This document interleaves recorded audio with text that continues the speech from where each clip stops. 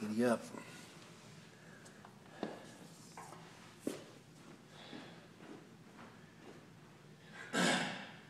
Alright, Roy, so here's the demo. I got Steve on the ground here. We're going to use a yoga block and a med ball. It really doesn't matter. So Steve squeezes the yoga block between the knees. We could use a med ball. But we're just going to do a full couple reps here first. So go ahead and squeeze it up, Steve. Ball comes to the block, head and shoulders come off the ground. So this is about the range of motion. Obviously the arm position can change a little bit. The other thing we can do is just keep the knees in the top position. Go ahead, Steve, bring up the knees. And just use the upper. So we've got him squeezing down using the adductors here. Okay?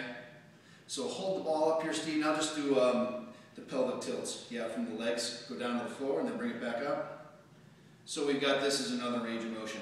So obviously we just kind of created this torque between the upper and the lower body and using the pelvic tilt and the upper torso to do the upper abs. Okay, that's it.